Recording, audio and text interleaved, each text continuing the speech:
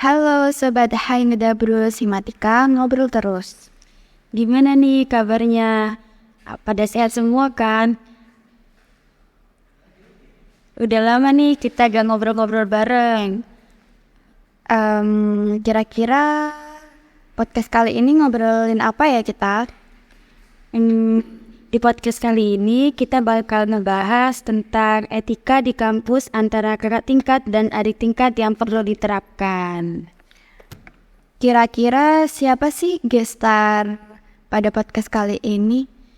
Oke, podcast kali ini kita bakal kedatangan Ketua Umum dari Himatika Geokomstat yaitu Mas Riko Adrianto. Halo Mas. Halo, Nah, gimana nih kabarnya Mas hari ini? baik-baik saja. Oke, jadi di podcast kali ini kita bakal ngebahas tentang etika di kampus antara kakak tingkat dan adik tingkat. Nah, etika itu apa sih Kak menurut Kakak? Etika. Ya, kalau membahas tentang etika, kalau pendapat dariku sendiri, etika itu merupakan aturan kita ya, buat pembatasan antara, entah gak harus dari kakak tingkat sama adik tingkat sih, tapi tata cara kita bersosialisasi itu perlu yang namanya etika, agar kita itu tahulah batasan-batasan dari masing-masing individu. Itu sih kalau dari aku. Oke, kalau menurut Kakak sendiri hubungan ideal ya antara kakak tingkat dan adik tingkat di kampus itu yang baik yang gimana? Hubungan secara ideal ya, Mas. Ya, maksudnya kayak haruskah adik tingkat itu selalu sangat menghormati kakak tingkat, kayak disuruh-suruh pun harus nurut apa gimana menurut Kakak? Kalau seperti itu ya, kalau masalah hubungan ideal antara kakak tingkat dengan adik tingkat, kalau pendapat dariku sendiri ya, yang sewajar-wajarnya saja gitu. Maksudnya, bolehlah kalau misalkan harus saling membantu satu sama lain. Tetapi membantu di sini itu bedakan dengan mendiskriminasi. Terutama kan yang paling sering terjadi itu kan kakak tingkat mendiskriminasi dari adik tingkat. Dan adik tingkat di sini kayak yang pasrah-pasrah aja gitu. Nah itu menurut saya kurang pas ya kalau misalkan terutama ada di lingkungan kampus. Kayak gitu sih.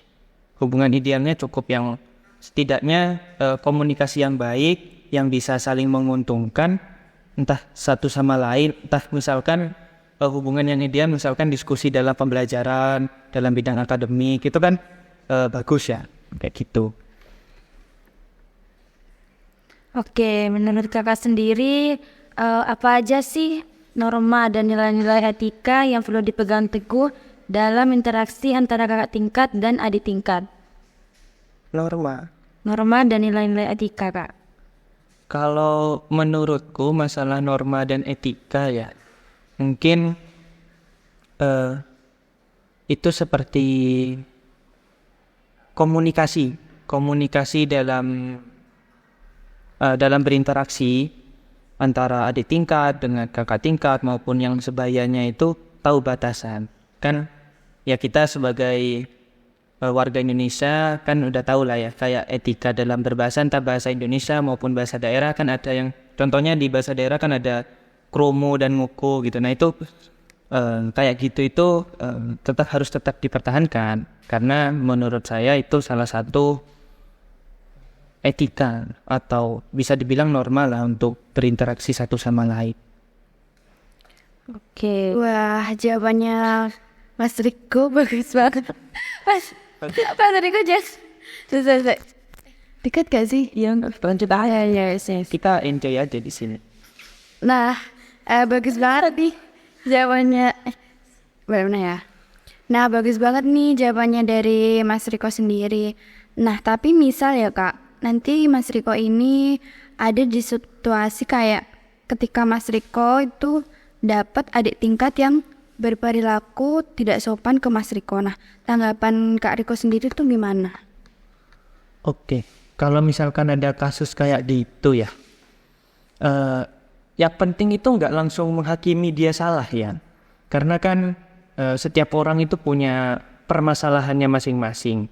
Kita enggak cuma aku ya, kita sebagai yang mungkin yang lebih tua, nanti kakak tingkat atau sebagainya, setidaknya bisa mengayomi dulu. Pastinya dia berperilaku seperti itu ada latar belakang. Nggak mungkin tiba-tiba dia langsung seperti itu yang tadi dijadikan contoh. Nah, kita sebagai kakak tingkat itu bisa kayak melakukan pendekatan dulu gitu, komunikasi yang baik. Kalau saran dari aku sih, misalkan ada masalah-masalah seperti ini, itu lebih baik dibicarakan secara langsung dan terbuka. Otomatis nanti dengan seperti itu pastinya akan menemukan solusi yang masalah yang seperti tadi itu nggak kejadian lagi kayak gitu. Oke. Mau nanya nih Kak, kan tadi di awal Kak Riko bilang kalau misalnya hubungan yang ideal antara kakak tingkat dan adik tingkat itu kan yang tidak kakak tingkat yang tidak mendiskriminasi adik tingkat. Nah, lalu gimana nih kira-kira cara menangani situasi di mana kondisi adik tingkat itu merasa terintimidasi atau dilecehkan oleh kakak tingkatnya? Ini arahnya dilecehkan ya. Mungkin kalau seperti itu, misalkan kasusnya sudah terjadi gitu kan. Mungkin kalau misalkan masalah pelecehan karena ini cukup berat juga, bisalah dibicarakan dulu. Biasanya kalau misalkan ada kasus kayak gini, itu nggak bisa dibicarakan antara si korban dan juga yang pelakunya, tapi biasanya juga membutuhkan orang ketiga buat mencari solusi tengah. Nah, kemudian jika masalah ini sudah membesar nantinya yang sampai pelecehan seksual itu bisa kok dilaporkan ke pihak yang berwenang. Terutama kayak di kampus UNED kan juga ada Satgas. Satgas itu namanya kalau nggak salah Satgas PPKS UNED. Kalau nggak salah kepanjangannya itu pencegahan dan penanganan kekerasan seksual. Nanti bisa dikoreksi lah kalau misalkan nggak salah ya. Nah itu bisa kok diadukan ke situ kalau misalkan ada pelecehan. Biasanya kalau diadukan seperti itu biasanya nggak langsung diproses hukum. Biasanya juga akan dibicarakan dulu secara kekeluargaan dan selebihnya gitu. Oke, berarti kalian-kalian nih yang merasa terintimidasi atau dilecehkan sama kakak tingkatnya, jangan ragu-ragu ya buat laporan, karena pasti dibantu. Betul. Yang penting itu ya, sifatnya tuh terbuka. Karena yang saya tahu juga, kasus-kasus kayak gitu tuh kadang sama korban itu ditutupi. Nggak tahulah kenapa kok bisa seperti itu. Mungkin biasanya ya, kalau yang saya tahu, biasanya ditutupi itu karena mereka sendiri takut berita itu bocor. Iya. Terus yang korban itu jadi malu kan, kayak gitu kan biasanya. Aib lah mas. Iya. Padahal menurut aku yang sepahamku sampai sekarang kayak gitu itu nggak mungkin kok terjadi. Pasti si pelapor yang jadi korban itu pasti bakal, si pihak yang berwenang itu pasti bakal menutupi kok identitasnya. Nggak usah khawatir. Yang penting kalau misalkan ada kasus kayak gitu segera laporkan. Kalau misalkan langkah awal dulu lah. Kalau misalkan langkah awal itu takut mau menghubungi pihak yang berwenang, entah yang Satgas kampus tadi, mungkin bisa curhat dulu ke teman dekatnya atau ke keluarganya itu. Nanti pasti akan dikasih saran terbaik gitu kan. Kayak gitu. Oke. Oke Kak, jadi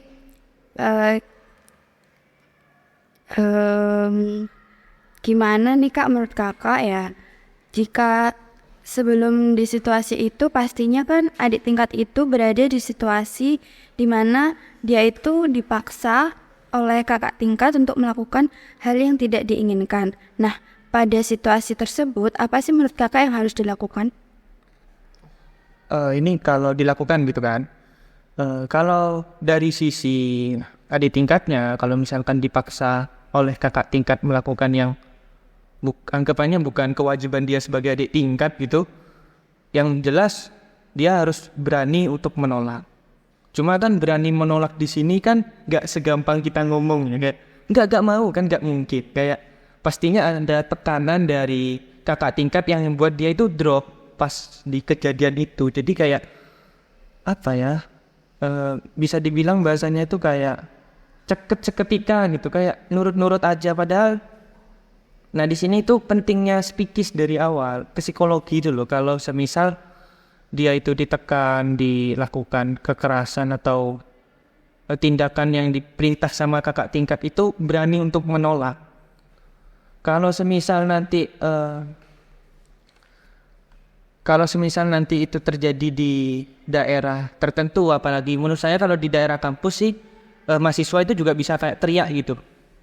Otomatis nanti pasti bakal ada setidaknya 1, 2, 3 mahasiswa yang bisa mendengar gitu. Salah satu caranya gitu untuk menolak jika seandainya ada kakak tingkat yang melakukan hal-hal yang kurang berkenan gitu.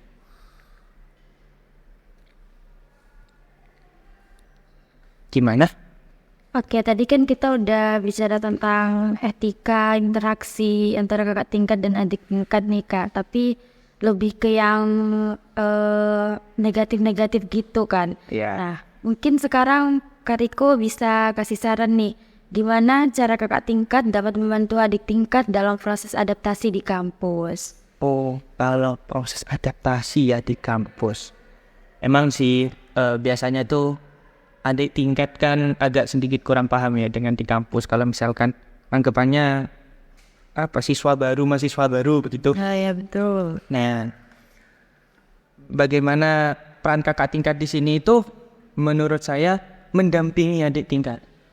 Mendampinginya bagaimana? Mendampinginya dengan dia bisa menge-share pengalaman-pengalaman dia, terus juga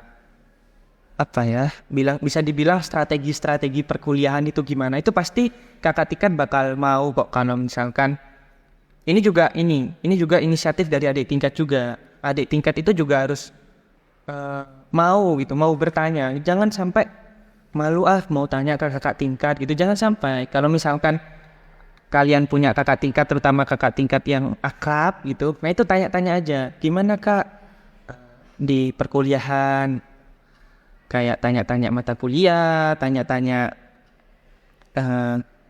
entar gitu, kayak skripsi, pemodelan dan sebagainya. Nah itu nggak apa-apa, tanya aja ke kakak tingkat. Otomatis nanti kakak tingkat itu harusnya mau lah untuk menjelaskan kayak gitu, dan dia biasanya menjelaskan berdasarkan pengalaman yang sudah dia lakukan kayak gitu. Nanti otomatis lambat laun dari adik tingkat itu bakal mengerti kok kehidupan kampus itu bagaimana kayak gitu. Yang penting di sini tuh kuncinya komunikasi.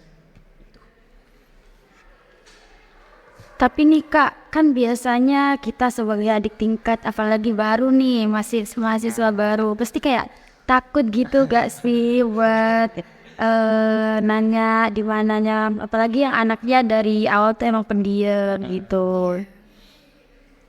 Kalau kayak gitu ya, kalau pendapatku sendiri itu emang harus kembali ke dari adik tingkatnya.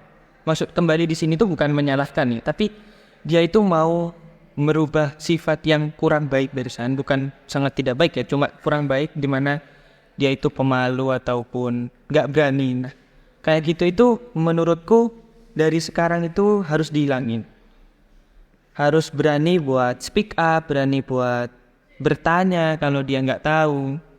Cara paling mudah ya, kalau dari pengalamanku sendiri, cara paling mudah untuk berani speak up atau sebagainya itu bisa dimulai dari teman sebaya. Biasanya speak up, misalkan di kelas gitu kan. Kalau di kelas kan rata-rata mahasiswa kan sebaya, seangkatan gitu lah tepatnya. Nah itu dari situ tuh dipupuk buat berani speak up, berani bertanya.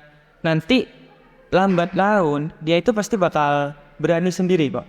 Karena jujur saja ya, sebenarnya Mas pun dulu juga nggak berani kok kalau ngomong, kalau speak up atau mau berbicara, apalagi ke kakak tingkat. Tapi karena kemauan dari Mas sendiri buat berani, buat belajar, pelan-pelan pasti nanti bakal tumbuh dari diri kita sendiri itu buat pengen ngomong aja terus. Kayak itu nanti otomatis jiwa komunikasi yang baik itu bakal muncul kok. emang kayak gitu itu butuh proses, nggak bisa sekali instan gitu. Yang penting konsisten. Oke, berarti sebagai mahasiswa baru nih yang mau masuk ke dunia perkuliahan, jangan sungkan-sungkan ya buat nanya ke kakak tingkatnya. Betul. Oke, mungkin bisa dilanjut Kak. Oke, aku mau dari pribadi aku nih Kak, aku mau tanya. Dari pengalaman aku pribadi, itu kan aku ikut kepanitiaan ya, itu aku menjadi CO. Nah, anggotaku sendiri itu ada yang kakak tingkat. Mereka itu kayak kurang dalam melaksanakan tugas-tugasnya di si itu. Nah, menurut kakak itu aku sopan nggak sih kalau menekan kakak tingkat tersebut untuk segera menyelesaikan tugasnya? Kalau untuk menekan ya, sebenarnya boleh-boleh saja. Kalau menurut pendapatku di sini ya, boleh-boleh saja asalkan masih dalam batas etika. Cuma kan di sini tuh kasus yang barusan kamu ceritain itu kan anggapannya di sini kakak tingkatnya itu lepas tanggung jawab. Padahal ketika dia sudah terjun ke kepanitiaan, dia itu sudah dalam tanda kutip punya tanggung jawab untuk menyelesaikan segala tugas di kepanitiaan itu sampai selesai. Nah, karena itu nggak apa-apa kok. Misalkan kamu sebagai CO dari suatu si di kepanitiaan untuk membagi job desk atau membagi tugas kepada anggota SIMU tanpa memandang angkatan. Karena menurut aku semua dalam anggota si kepanitiaan itu emang harus punya tugas masing-masing. Jangan sampai karena itu kakak tingkat kamu nggak mau ngasih tugas gitu, sungkan gitu mau ngasih tugas atau mau bukan perintah ya bahasanya, tapi lebih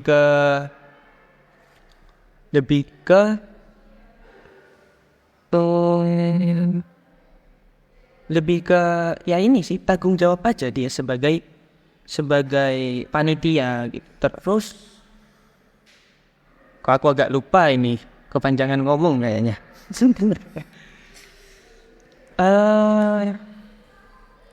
Juga di sini itu peran dari inti kepanitiaan, karena kan CO itu di atasnya juga masih ada inti kan, masih ada inti kepanitiaan, juga masih ada SC atau steering komite dan penanggung jawab. Nah di situ juga ada peran dari mereka buat ikut campur kalau semisal nanti ada kepanitiaan, ada panitia yang sedikit anggapannya sedikit suka meninggalkan tanggung jawab, suka lepas tanggung jawab.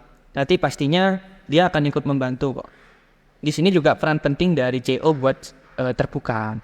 Nanti pastinya akan dibantu kok sama inti kepanitiaan ataupun SCPJ lah. Kayak gitu. Oke, sekarang aku paham Kak. Tapi ya Kak, menurut pengalaman aku juga kemarin kan itu ya sudah kayak rapat bersama cuma si aku aja terus sama ketua panitia. Tapi setelah itu tetap aja itu kakak tingkat anggotaku tersebut tetap slow respon dan mereka itu kayak lepas tanggung jawab aja padahal deadline-nya itu sebentar lagi. Itu aku harus kayak gimana? Kalau harus kayak gimana ya berarti segera lakukan tindakan lebih lanjut ya. Kalau misalkan di sini ketua panitia itu juga gak sanggup buat anggapannya mengontrol panitianya, di sini bisa kok ikut campur dari SC atau PC-nya. Kalau semisal dia itu lepas tanggung jawab, karena benefit dari kepanitiaan nanti kan akhirnya kalian semua dapat surat sertifikat kepanitiaan. Nah itu bisa kok kayak gitu itu dijadikan nanggepannya ya, dijadikan sebuah patokan buat mereka itu mau bertugas. Bisa kok, ada dari pengalamanku sendiri ya, ada kok beberapa panitia dari kepanitiaan itu yang akhirnya sertifikatnya itu ditahan. sertifikatnya ditahan. Kenapa? Ya karena tadi itu, salah satunya yang kayak tadi. Dia itu lepas tanggung jawab. Tiba-tiba dia cuma masuk C, terus ya dalam tanda kutip cuma numpang nama gitu. Agar dapat sertifikat itu nanti bisa ditahan kok kayak gitu. Jadi nggak perlu khawatir. Tapi sebelum arahnya ke sana, semua itu bisa dibicarakan. Entah nanti intinya, entah istinya, entah kecinya. Tapi kalau misalkan orang ini tuh masih gak mau berubah, bisa kita melakukan tekanan sedikit. Biasanya orang itu kalau diberikan sedikit tekanan, dia itu mau kok buat bekerja. Kayak gitu. Gimana? Ada pertanyaan lagi? Cukup banget sih buat aku, buat kayak referensi apa yang harus aku lakukan kalau ada di situasi kayak gitu lagi. Oke. Tapi nih Kak, aku mau nanya, gimana kalau semisal tadi yang itu kan kayak miskomunikasi gitu ya, antar kakak tingkat dan adik tingkat. Nah, kalau misalnya miskomunikasinya itu terjadi dan sampai menimbulkan perselisihan antara kakak tingkat dan adik tingkat, itu cara ngadepin situasinya gimana ya Kak? Pasti kan gak enak banget nih setiap pada kampus kita ketemu sama itu kayak, duh, gimana ya? Menghindar gitu. Menurut aku ya, menurut pendapatku, solusi paling bagus di sini itu tetap komunikasi. Karena kalau masalah itu dibawa terlalu lama, apalagi dipendam satu sama lain sampai tadi yang mau ketemu aja sampai sungkar, itu bakal membuat entah dari dia ataupun dari kita, itu bakal membuat kayak malas ke kampus, takut ketemu dia gitu misalkan. Nah, di sini tuh penting komunikasi. Jadi menurut pengalamanku, segala masalah itu bisa dipecahkan, bisa dicarikan solusinya. Yang penting mau komunikasi antar yang bermasalah tadi. Nggak harus memandang kakak tingkat dan adik tingkat ya. Entah sebaya, entah nggak sebaya. Yang penting itu komunikasinya. Komunikasi buat mencari solusi. Kalau komunikasi itu nanti arahnya malah ke memperbesar masalah, itu udah gak benar. Misalkan ada kadang komunikasi yang kita rencananya mau komunikasi karena ada masalah, tapi malah tambah besar masalahnya. Itu bukan komunikasi namanya, itu lebih, menurut aku malah lebih ke perdebatan nanti akhirnya. Nah, komunikasi yang baik itu adalah cari dulu masalahnya apa dari awal, akar masalah itu terjadi kenapa, kemudian langsung lari ke solusi. Karena yang kita cari itu adalah solusinya. Solusi agar masalah ini selesai kayak gitu. Gimana? Oh gitu Kak, berarti intinya awal tuh kita harus profesional gitu ya. Karena kita ya di organisasi, masalah organisasi jangan dibawa ke kehidupan kampus. Solusinya itu ya tetap komunikasi lagi. Oke. Gimana? Kayaknya ini kita ngobrolnya nggak kerasa udah lama banget ya Kak. Iya ya, betul. Penutup dari podcast ini, ada nggak sih pesan-pesan yang ingin kakak sampaikan buat adik tingkat kakak ataupun teman sebaya kakak yang dengerin podcast ini? Oke, kalau saran dari aku ya, entah buat adik tingkat ataupun teman sebaya ataupun kakak tingkat saya, karena saya juga punya kakak tingkat di sini. Iya, benar-benar sih kayaknya. Kalau saran dari aku tuh, kita itu kan hidup di lingkungan kampus. Kita anggapannya itu hidup di lingkungan akademis. Di sini itu kita sama-sama belajar. Gak ada kok namanya adik tingkat, kakak tingkat sebenarnya kalau di dalam akademi. Kita semua sama-sama nempuh pembelajaran. Kita belajar materi yang sama. Yang membedakan kita itu cuma satu, yaitu kapan kita masuk di sini. Hanya itu saja. Selebihnya kita semua mendapatkan hal yang sama. Karena itu, menurut aku sarannya, buatlah lingkungan kampus itu jadi lingkungan yang nyaman. Jangan sampai ya tadilah, misalkan kasus kayak kekerasan, pelecehan ataupun sebagainya, jangan sampai kayak gitu tuh terjadi. Karena menurut aku kita itu semua adalah kita itu semua adalah orang-orang yang akademiknya itu bisa dibilang menengah ke atas. Bedakan dengan orang-orang yang mungkin pendidikannya kurang gitu. Kita harusnya bisa berpikir kok dengan logika kita bahwa mana yang benar, mana yang salah. Nah, dengan begitu menciptakan lingkungan kampus yang nyaman, yang terbuka, yang enak buat diskusi itu pasti bakal terwujud. Karena itu ya seperti itulah saran dari aku. Oke, kita udah nyampe di penghujung acara. Menurut kalian nih pendengar, Hai Gedabros, apa nih yang bisa kita bahas di podcast selanjutnya yang seru gitu, apa ya Kak kira-kira? waduh, mungkin itu bisa diceritakan aja ya pengalaman positif. Iya, coming soon di episode selanjutnya. Oke, sampai ketemu di episode selanjutnya. Bye-bye.